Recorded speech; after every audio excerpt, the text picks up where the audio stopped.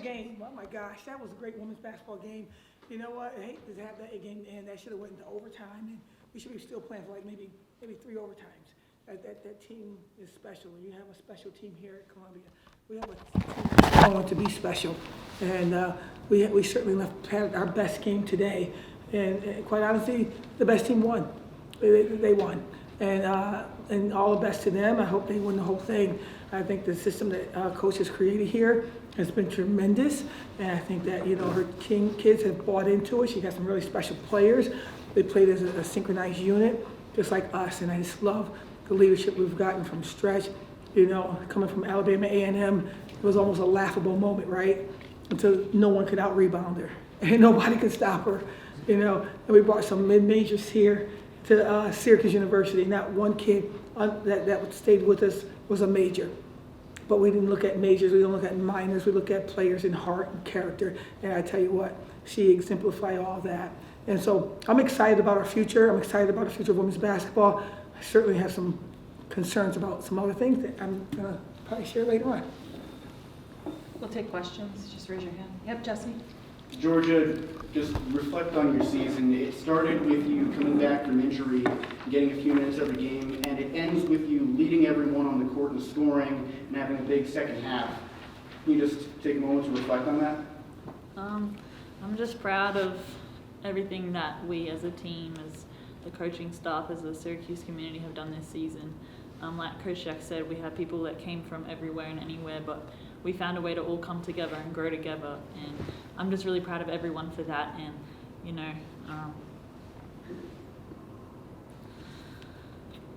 it's bittersweet, but I know that we left everything out there today. We played together, we played hard, and there's nothing more that you could ask for. Obviously the win, but I'm just proud of everyone really, and just grateful for this season under Coach Jack.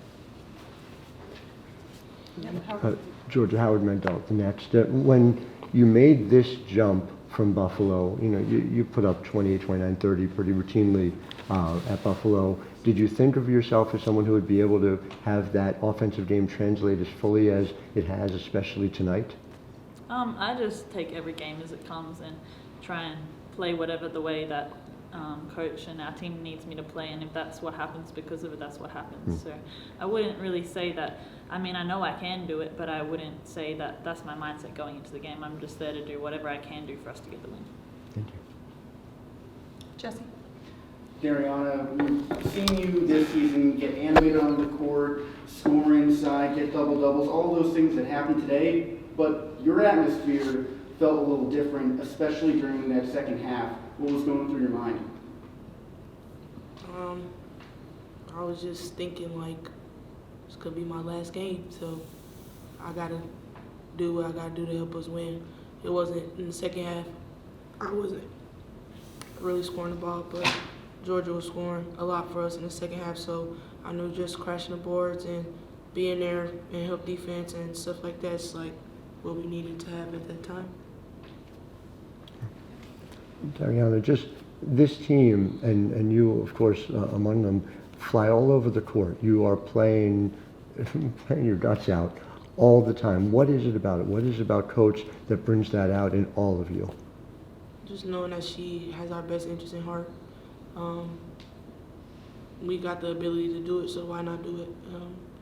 Everybody on the team is agile. Everybody is athletic enough to run around, fly around, guard 1 through 5. So when we do that, it kind of distracts other teams, throws them off a little bit, because now you got one person over here, then the next person flying at you after you get away from that person, and it's a revolving cycle. So, yeah.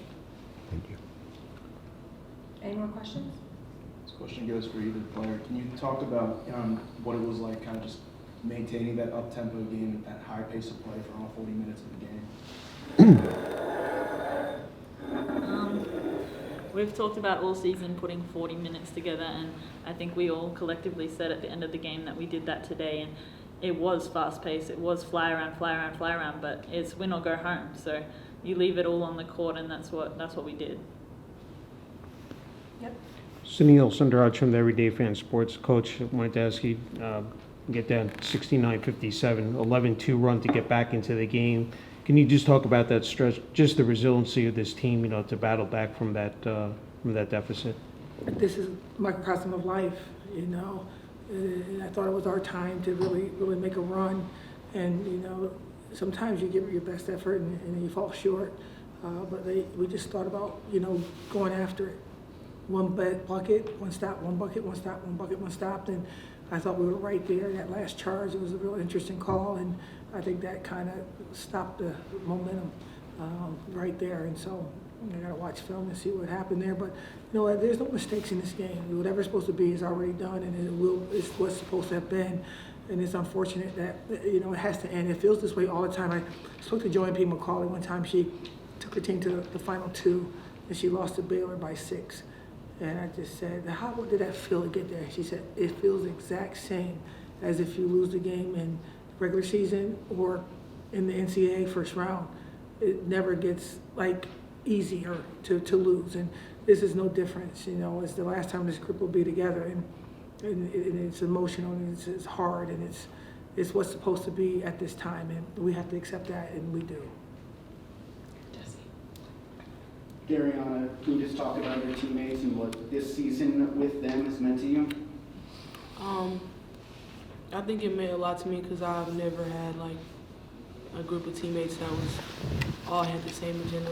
Everybody had the same agenda to win games, and I never had that before. Like being in the locker room, it was like everybody had the same goal, so you knew like if somebody was yelling at you or somebody was coming at you, it was just because we wanted to win.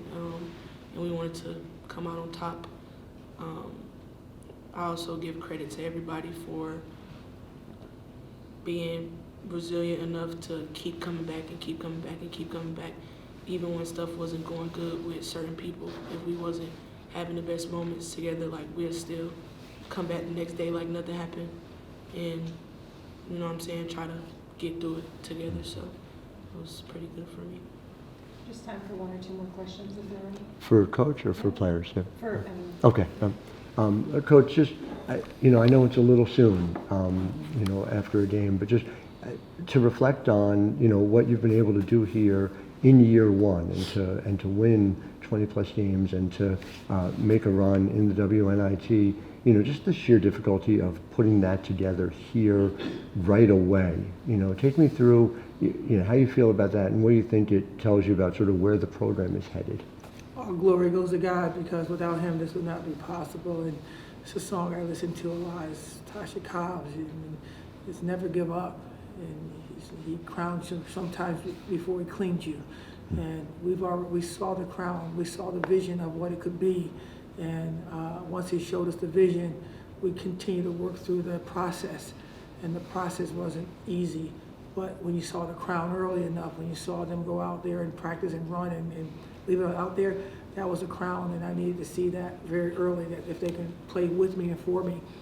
And once that showed, and I just believed that there was a process that we had to go through, and I didn't waver, because that was, to me, a God wink. And so what this says about Syracuse, it says that our administration's strong.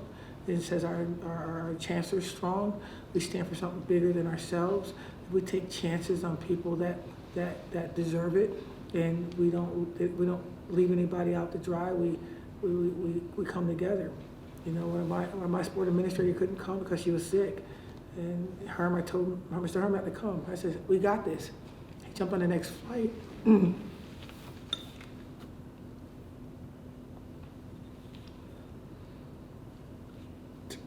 To let us know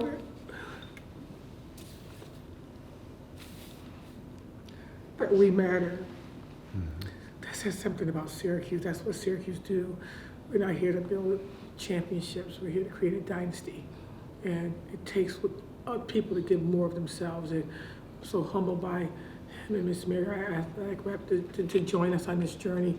And it says that we're going to continue to grow this thing with a foundation that's so strong that, no disrespect to this tournament, but our goal is to be one of 64, and that's the next step.